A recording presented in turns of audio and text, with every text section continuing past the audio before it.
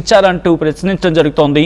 కేంద్ర మంత్రి బండి సంజయ్ జేహెచ్ఎంసీ అధికారులు పోలీసులపై ఎంఐఎం నేతలు దాడులు చేస్తున్నా అంటే జేహెచ్ఎంసీ అధికారులు పోలీసులపై ఎంఐఎం నేతలు దాడులు చేస్తున్నప్పటికీ ఎందుకు చర్యలు తీసుకోవడం లేదు అంటూ కూడా కాంగ్రెస్ ప్రభుత్వాన్ని ప్రశ్నించడం జరుగుతోంది. భారతీయ జనతా పార్టీకి సంబంధించిన కొంతమంది నేతలతో అక్కడికి వెళ్లడం జరిగింది కేంద్ర మంత్రి బండి సంజయ్. ఈ నేపథ్యంలో కొన్ని క్వశ్చన్స్ సంధించడం జరిగింది ఆయన. ఇక పాత బస్తీలో ఒక రూల్, ఇతర ప్రాంతాల్లో మరొక రూలా, ఇలా ఎందుకు అమలు చేస్తున్నారు అంటూ ప్రశ్నించారు సంజయ్. రేవంత్ రెడ్డి మీరే హోమ్ మినిస్టర్, చేత కావటం లేదా అంటూ ప్రశ్నిస్తున్నారు ఆయన. కాంగ్రెస్ పాలనలో హిందువులకు రక్షణ లేదంటున్నారు ఆయన.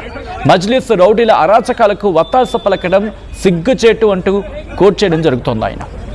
మొన్న పాత బస్తీలో రెచ్చిపోయారు ఎంఐఎం నేతలు. అక్రమ నిర్మాణాలు కూల్చేందుకు వచ్చిన పోలీసులు, జేహెచ్ఎంసీ అధికారులపై ఎంఐఎం నేతలు దాడికి పాల్పడ్డారు. పోలీసులను కించపరుస్తూ ఎమ్మెల్సీ మీర్జా రహ్మద్ బేగ్ దుర్భాషలాడిన పరిస్థితులను మాట్లాడుకుంటున్న క్రమం. పోలీసులను నెట్టేస్తూ జేహెచ్ఎంసీ అధికారులపై సాహిల్ అక్బర్ దాడికి పాల్పడ్డారు. ఘటనపై దర్యాప్తు చేపట్టి చర్యలు తీసుకున్నామంటూ సజ్జనార్ పోస్ట్ చేశారు. A1 Sahil Akbar, A2 Mohammed Ghouse, A3 MLC Rahmad Baig వీళ్ళు ముగ్గురిని కూడా అక్యూజ్డ్గా చేర్చడం జరిగింది. ఇక పాత బస్తీలో పోలీసును అవమానపరిచిన వీడియో వైరల్గా మారింది. ఎంఐఎం నేతలు గూండాలా రెచ్చిపోయారంటూ సర్వత్రా విమర్శలు వెల్లువెత్తుతున్నాయి. పాత బస్తీలో సర్జికల్ స్ట్రైక్ చేయాలంటూ నగరవాసుల నుంచి డిమాండ్ వినిపిస్తోంది. ఈ క్రమంలో అసలు ఇంతకీ కేంద్ర హోంశాఖ సహాయ మంత్రి బండి సంజయ్ ఏమన్నారు చూద్దాం. ఈ రాష్ట్ర ప్రభుత్వం చూసి తెలంగాణ పాత బస్తీలో అయితే ఈ రాష్ట్ర ప్రభుత్వం చూసి తెలంగాణ సమాజం అంతా నవ్వుకుంటున్నారు.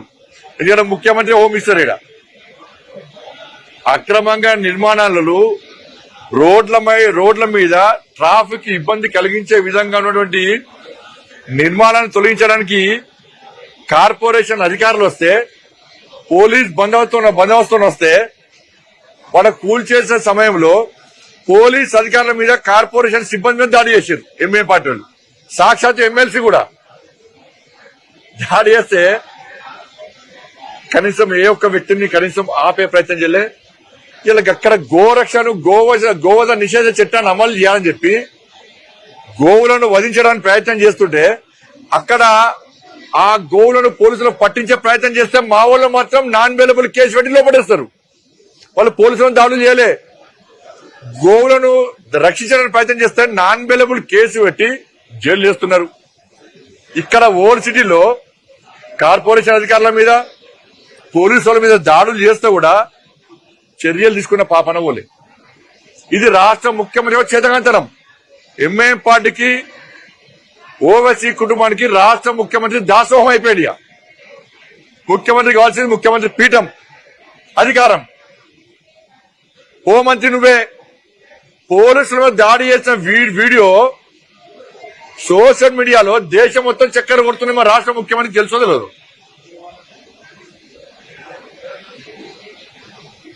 ఏం చర్యలు ఇక పెడతారు కావచ్చు. ఇవాళ మర్చిపోయినా కదా, ఏదో సింపుల్ పిండి కేసు పెట్టి అరెస్ట్ చేసినాము, బెయిల్ వచ్చిందని చూపెట్టే ప్రయత్నం చేస్తారు. కొన్ని అక్రమ నిర్మాణాలను కూల్చేసారు. కూల్చేసినాక ఇవాళ ఏమైంది? వాళ్ళ మళ్ళా ఎంఐ పార్టీ నాయకులు వచ్చి జిహెచ్ఎంసీ వాళ్ళు, పోలీసు వాళ్ళు కూల్చేసినటువంటి అక్కడ బాధ్యత ఎంఐ పార్టీ ఎమ్మెల్యేలు ఉండి మళ్ళా తిరిగి నిర్మాణాలు చేపడుతున్నారు. ఎంత చేవజచ్చిన ప్రభుత్వం కాంగ్రెస్ పార్టీ ప్రభుత్వం అంటే, చేతగాని ముఖ్యమంత్రి, చేతగాని హోంమంత్రి బాధ్యతలు వేస్తున్న ముఖ్యమంత్రి సమాధానం చెప్పాలి. నీ ప్రభుత్వ హయాంలో జిహెచ్ఎంసీ కార్పొరేషన్ అధికారులు, పోలీసులు వచ్చి అక్రమణాలు గురిపేస్తే నీకు ఛాలెంజ్ చేసే ముఖ్యమంత్రి నీతో ఏం కాదు, నువ్వు హోంమంత్రి నీతో ఏం కాదు, మీ వాళ్ళు వచ్చి కూలబడితే మేము బాధ్యత కట్టిస్తున్నామని చెప్పి సవాల్ చేస్తే ఇలా రాష్ట్ర ముఖ్యమంత్రి చేతులు ముసుకొని కూర్చోండి.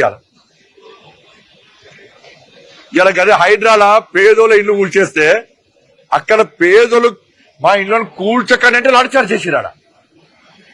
హైడ్రా పేరుతో పేదోళ్ళు ఇల్లు కూల్స్తే లాఠీచార్జ్ చేసి పేదోళ్ళ మీద నాన్ అవైలబుల్ కేసులు పెట్టిర్రు. మహిళలను చూడకుండా పొట్టుబడి కొట్టిరు పోలీసులు. ఈ ఓల్డ్ సిటీలో పోలీసుల మీద దాడులు చేస్తే ఆధారాలుంటే, కార్పొరేషన్ సిబ్బంది దాడులు చేస్తే ఆధారాలుంటే కనీసం లాఠీ లేపే దమ్ము లేని పోలీసు అధికారులు కొంతమందికి ఉన్నారు. ఇవాళ పోలీస్ అధికారుల సంఘం ఏమైంది?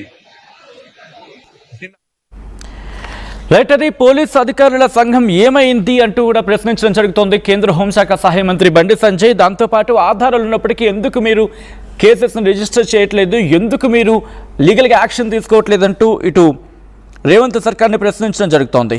అలాగే ఎంఐఎం ఓవైసీ కుటుంబానికి రేవంత్ దాసోహం అయిపోయారంటూ కూడా సంచలన వ్యాఖ్యలు చేసుకొచ్చారు కేంద్ర హోంశాఖ సహాయ మంత్రి బండి సంజయ్. ఈ క్రమంలో అసలు ఇంతకీ ఏం జరుగుతోంది, ఇటు భారతీయ జనతా పార్టీ ఎలా ముందుకు వెళ్లాలనుకుంటోంది, అట్ ద సేమ్ టైం కేంద్ర హోంశాఖ సహాయ మంత్రిగా బండి సంజయ్ నెక్స్ట్ మూవ్ ఏంటి, ఈ అంశం మీద ఏం జరగబోతుంది, ఏం జరిగే అవకాశం ఉంది, డీటెయిల్గా ఇన్ఫర్మేషన్ అందించేందుకు మా ప్రతినిధి శ్రీధర్ సిద్ధంగా ఉన్నారు. Telangana Bharatiya Janata party head quarters, అక్కడ ఏం జరుగుతోంది, ఎటువంటి డిస్కషన్ ఉంది, ఇటు భారతీయ జనతా పార్టీ ప్లాన్ ఏంటి, ఇటువంటి వ్యూహంతో వెళ్తోంది, తెలుసుకునే ప్రయత్నం చేద్దాం. మా ప్రతినిధి శ్రీధర్ అప్డేట్స్ అందించేందుకు సిద్ధంగా ఉన్నారు. శ్రీధర్, ఇటు భారతీయ జనతా పార్టీ తెలంగాణ హెడ్ క్వార్టర్స్లో ఏం జరుగుతోంది, ఏం జరిగే అవకాశం ఉంది శ్రీధర్ ఈ డెవలప్మెంట్కి? డెఫినెట్ గా అటు ఎంఐఎం నేతల తీరు, అటు అధికారుల మీద కానివ్వండి, పోలీసుల మీద కానీ దుర్భాషలాడడం పై పోలీసులు కూడా ఒకవైపు వాళ్ళని కొట్టేందుకు కూడా వాళ్ళ మీదికి దూసుకెళ్ళడం ఏదైతుంది, దీన్ని డెఫినెట్ గా బీజేపీ నెక్స్ట్ ప్రజల్లోకి కూడా మజ్లిస్ లో కూడా కాంగ్రెస్ కుమ్మక్కైన నేతలకు సంబంధించి కూడా ఎటువంటి చర్యలు తీసుకోకపోవడం, ఎంత అధికారులను అట్లా దూషించి కూడా కొట్టడానికి వెళ్ళినా ఎందుకు కేసులు నమోదు చేయలేరన్న విషయాన్ని కూడా వచ్చేటువంటి జిహెచ్ఎంసీ ఎన్నికల్లో కూడా తెలంగాణ ఇటు నగరంలో ఉన్నటువంటి ప్రజలకు కూడా ఈ వీడియోలు చూపిస్తూ ముందుకు దాన్ని కూడా కొంత దాంతో కూడా పార్టీ ప్రచారం చేసుకోవాలంటూ కూడా బీజేపీ వ్యూహరచన చేసింది. అందులో భాగంగా ఈరోజు బండి సంజయ్ సైతం కూడా అటు ముఖ్యమంత్రి మీద కానివ్వండి, అటు హోంమంత్రి తనే కాబట్టి ఆయన మీద నిప్పులు జరిగారు. ఎందుకంటే చూసాం అటు ఓల్డ్ సిటీలో అక్కడ ఉన్నటువంటి ఉన్నటువంటి అక్రమ నిర్మాణాలను కూడా అధికారులు తొలగిస్తుంటే వెళ్ళి అక్కడ ఎమ్మెల్సీ కానివ్వండి బండ బూతుల అధికారులు తిట్టడమే కాకుండా బెదిరించి అక్కడి నుంచి కూడా దాడి చేసేంత పని చేసి వెలగొట్టాడు. ఇది ఒక్కసారిగా సోషల్ మీడియాలో పెద్ద ఎత్తున చెక్కలు కొట్టింది. దాంతో ఎప్పటి నుంచో బీజేపీ ఓల్డ్ సిటీపై కూడా